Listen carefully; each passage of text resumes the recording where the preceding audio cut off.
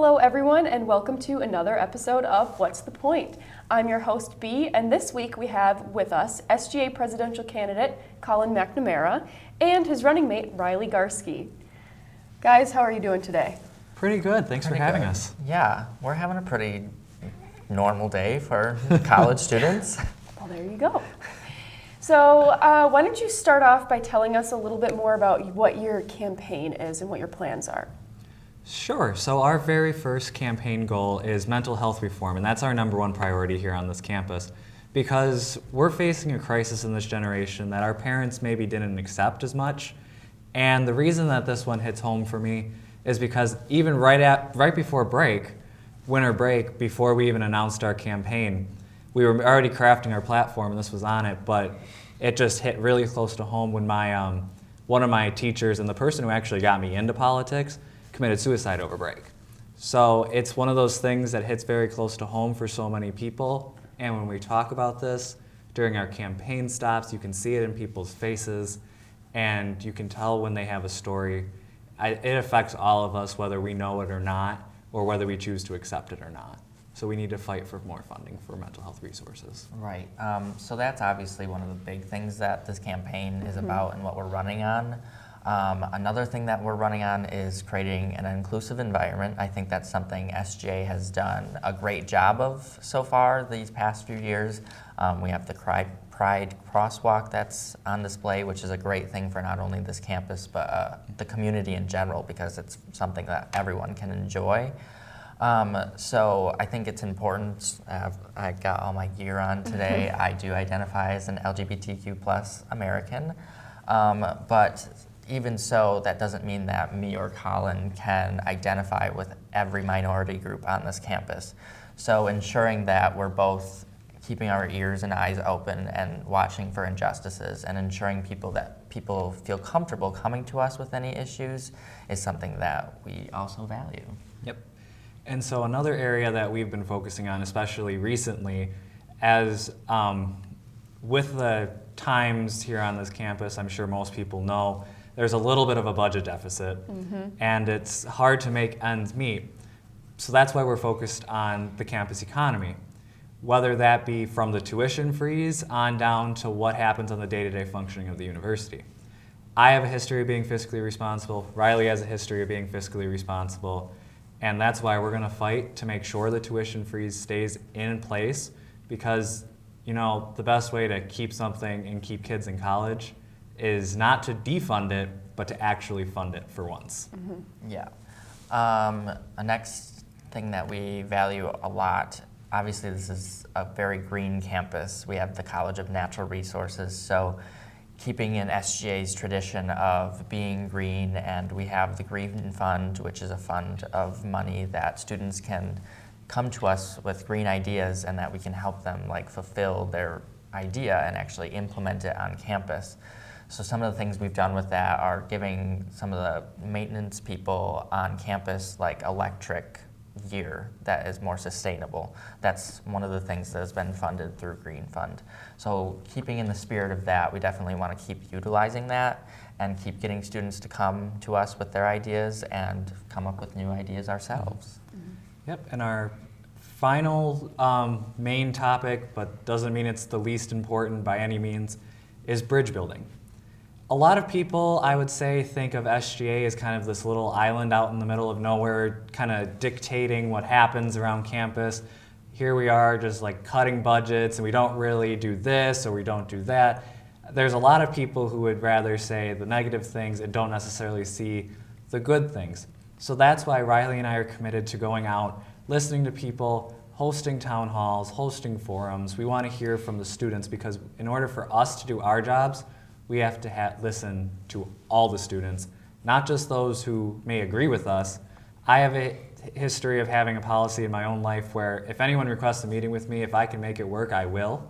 And that's why we'll have an open door policy, because especially if we disagree, that's the best time to start listening to people. Yeah. It sounds like you guys have a lot of stuff planned ahead, which is really great. So I know you said a bridge building. How do you plan on creating relationships with other organizations? So I'll start. Even like being here today, we've been informed that this is the first time SGA has been on SPTV.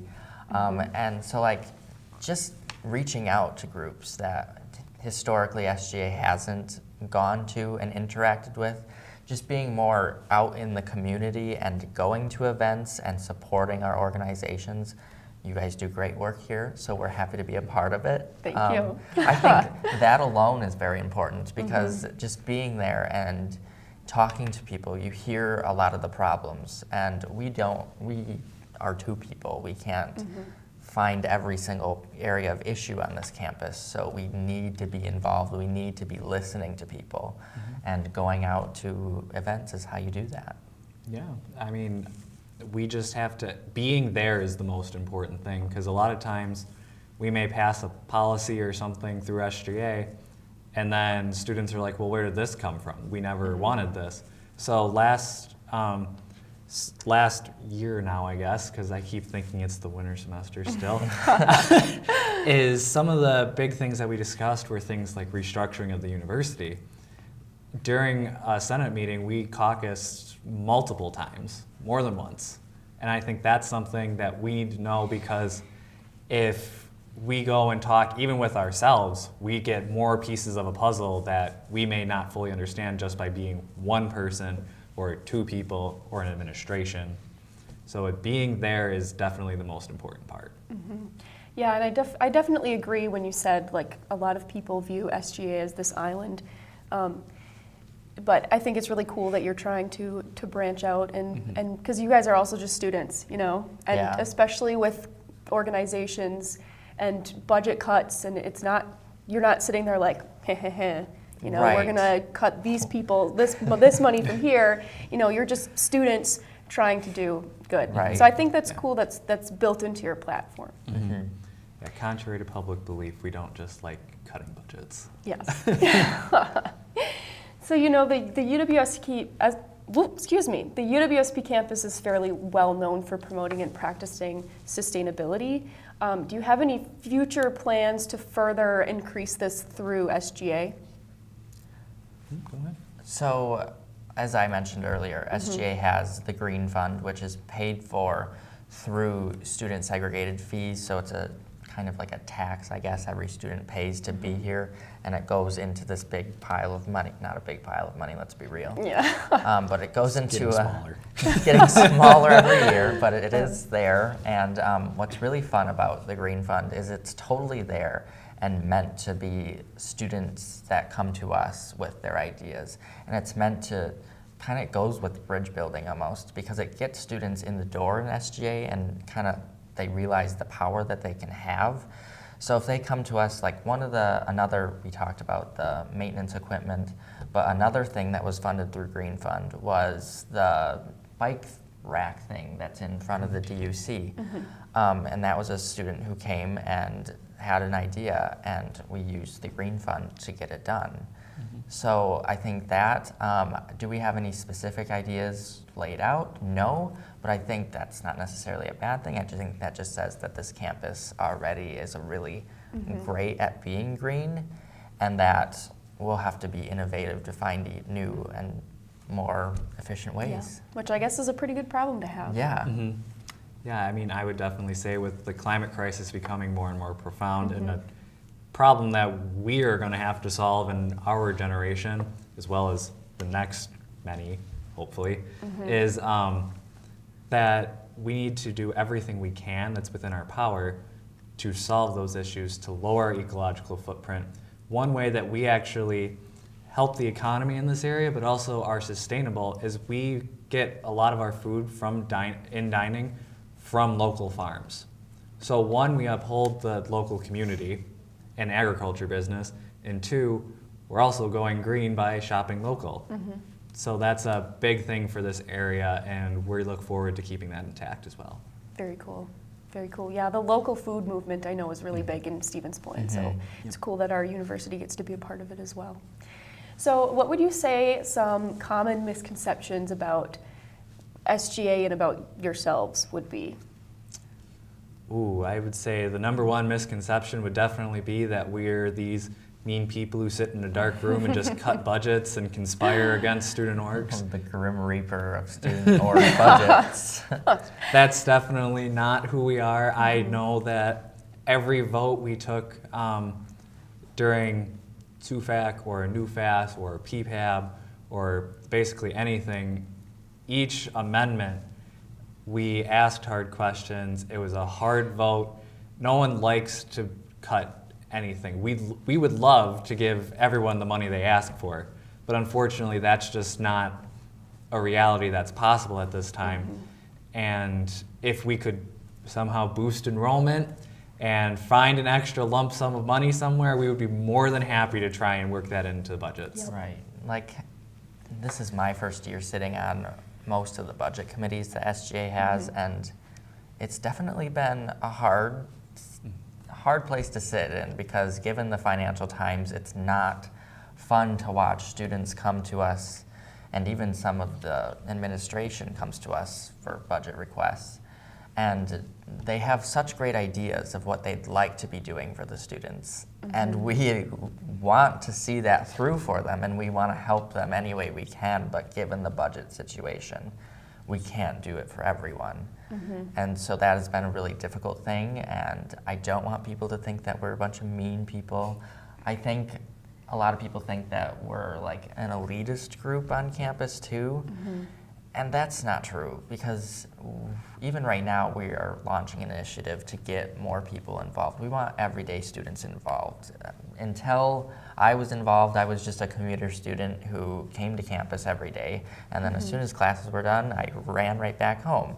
Like, I was just an everyday kind of non-traditional student, and then I got involved. So we're not some uppity bunch of people. We are everyday students. We do relate, and we have everyday conversations just like any other college student would. And so, yeah, we do want to bring in more people to SGA, and I think that would help lower that thought of us. And diversify our group of people Right. within SGA, because it's not exactly the most wholesome thing when you sit around a table with a bunch of white people and Right. make decisions that impact marginalized groups. It's such a diverse campus we have here, and it is not a good thing when we're sitting around at our Senate meetings and it's majority white male. And so getting the recruitment efforts going is something that's definitely important for us. Agreed, definitely. So what would you say your biggest hurdle is during your campaign during your campaign and if you were elected? Well, I would say one of the first things that would be a hurdle for the campaign is getting people to actually listen to us.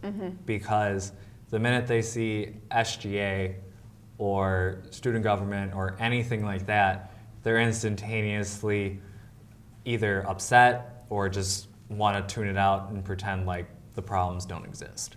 And that's a very safe thing to do, because if I wish that at this point I had the luxury of not knowing what's going on, but now knowing it all, I feel like that's why I have to run for president as well, because otherwise, if you see a problem and it's too easy to complain, but it's hard to govern. Right. And we still want to be held accountable, obviously, for decisions we are making, because we are making very important decisions. But I think this goes into part of our platform of building bridges. We want to see more people involved, and I think part of that comes with more transparency. And as Collin, as he's chairing the dining committee right now, is also going to be sitting on a dining forum that's happening sometime next week. February 24th. Right. So we're having that. And I think having more transparency and giving students more chances to voice their concerns to not only us as SGA, but the administration as well, I think will calm tensions between the branches. And I would say a potential hard thing that our administration is going to have to deal with if we're honored enough to be elected is definitely the budget issue, because there are going to have to be hard decisions that have to be made, because as much as easy it is to keep spending at current levels, that's not sustainable, and we have to start looking at places. And again, it's going to be those hard decisions, but we are teetering right now, and we have to start making those hard decisions. And we're no stranger to hard decisions. Right. And like, we're going to make those hard decisions, but at the same time, we're not going to allow decisions to be made that will negatively affect the students. And so we're going to find compromise, obviously, but there are certain lines in the sand that we aren't going to cross. So when the administration or anyone comes and tries to threaten to cut counseling or student health on this campus, that's going to raise a lot of red flags for us, and that's a big issue because there is issues of wait times right now for counseling, and slashing their budget isn't going to fix that. Yep, there are certain things where compromise is essential, but at the same time, if we're facing the question of would we rather meet a financial bottom line or student success, we are always going to side with the students, and that's what we've always done, and that's what we'll continue to do until we both leave public life here on this campus. Yeah, and I think just saying that and airing your platform here is going to give students that transparency that Right. I don't want to say we're missing, but that people want more of. Yep. So you guys are taking a step in the right direction. Fantastic, that's what we're here for. Exactly. Great stuff, guys. Thank you for sharing. And we are going to be back with some more fun and games with Collin and Riley right after the break. Quiet on set. We'll be back in 10, 9, 8, 7, 6, 5, 4, 3, 2, 1. Take Ben. Live at SPTV, mic check, audio check, news directors adjusting the sound, teleprompter running smoothly. Floor director, alert! Cameras are rolling, bring in the talent. Where's the makeup artist? Anchors ready for the news. Are you ready to join SPTV? That's a wrap, lights out.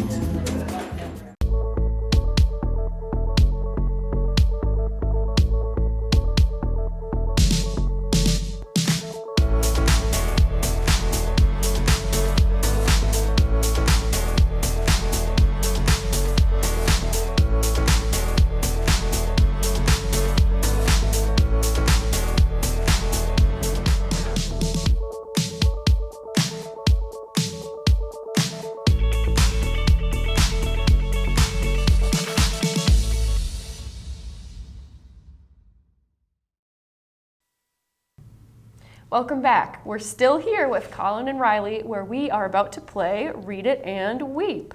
The way that this game works is that both Riley and Collin will take turns reading hilarious, difficult, and hilariously difficult stories off of the teleprompter. Whomever doesn't mess up or doesn't laugh gets a point. However, I've seen what you guys are about to read, so maybe we're just going to give the point to whoever does better. So the game's going to be the best of 2 rounds. Do you guys have any questions? No, I just can barely talk in like normal sentences as it is, so. Okay. So why don't we do a fun game of rock, paper, scissors to see who goes first? All right, on shoot. Wait, on shoot. On okay. shoot. Rock, paper, scissors, shoot. Okay. All right. Okay. So Collin, would you like to go first or second since you... I'll go second. Are you kidding me? Okay. Okay. So Riley. Yeah? Are you ready? Yeah. Okay. Good luck, and let's go for it. Okay. Betty Botter bought some butter to bake, some Betty Botter batter, but Betty Botter's butter was bitter. If Betty Botter puts the bitter butter in her Betty Botter batter, Betty Botter's batter will be better, but with some better butter, Betty Botter's batter will become better. Thus, Betty Botter bought better butter. Right? Yeah, I think there was only one mess up in that one. Nice. Way better than I'm gonna do. That was difficult. pretty good. That was kind of the warm-up one. Oh, that was the warm up. Yeah. So Collin, are you ready? I'm as ready as I'll ever be. Okay. Let's roll.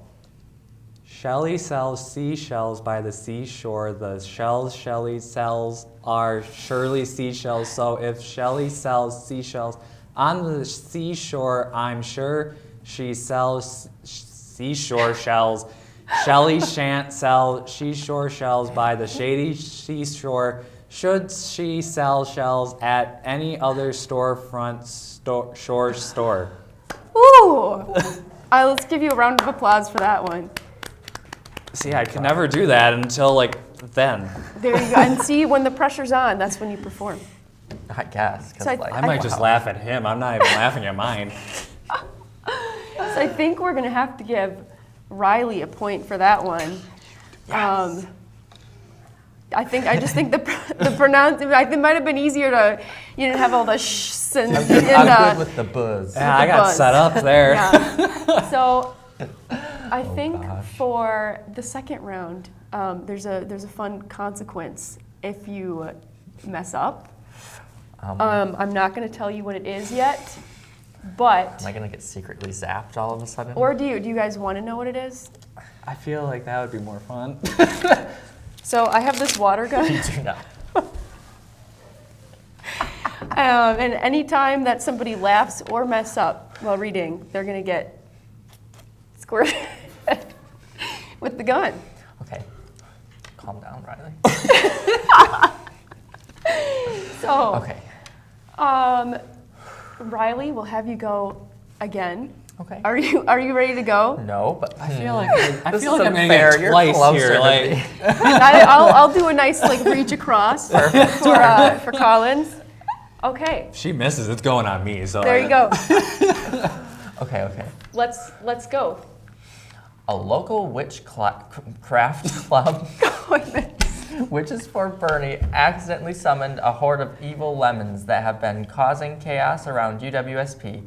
The lemons were apparently summoned by accident in a spell when the leader of the group admitted to being massively dyslexic and read the cursive D as an L in the word demon.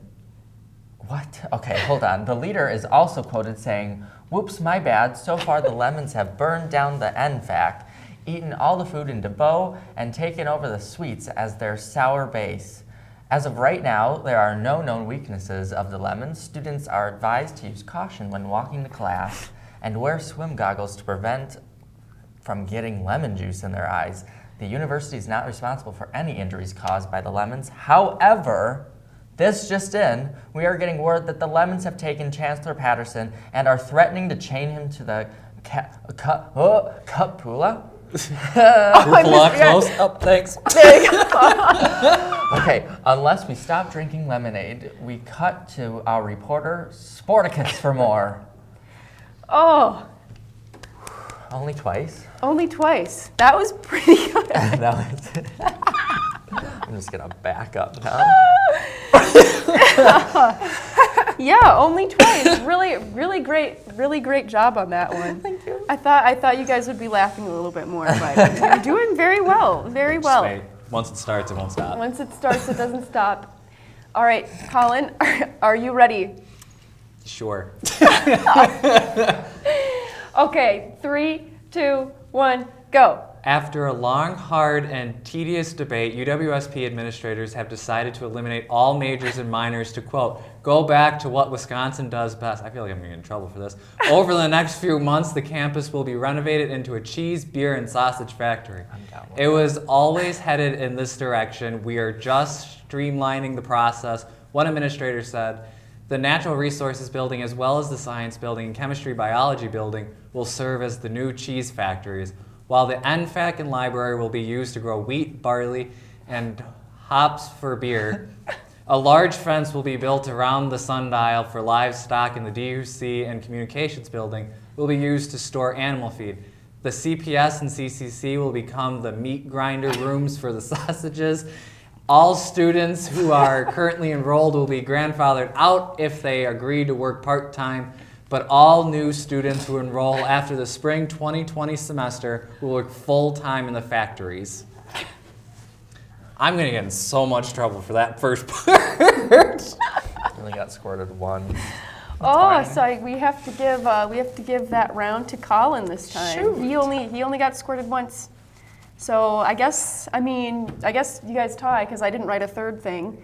So why don't you just do a nice rock paper scissors game to see who ends up winning? On shoot, one more time.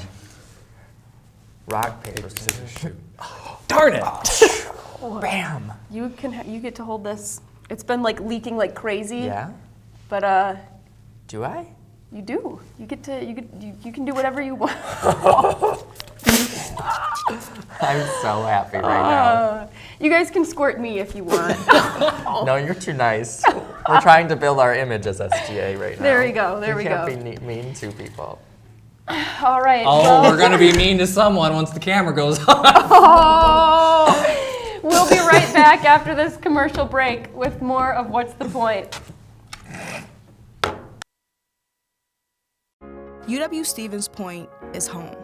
It's a university where professors know your name and get you involved in research. They inspire us to realize big dreams. At UW-Stevens Point, sustainability is what we stand for. Our beautiful campus encourages exploration, developing new fields, and problem solving for the real world. It's a great place to launch your career. UW-Stevens Point is home. Apply today at uwsp.edu. SPTV strives to represent the student body and Stevens Point community. We are a professional student-run organization that provides hands-on experience for students to create the best possible content. SPTV encourages creativity and is open to all students. Stop by our office for more information. Welcome back, everyone. With me are still Collin and Riley.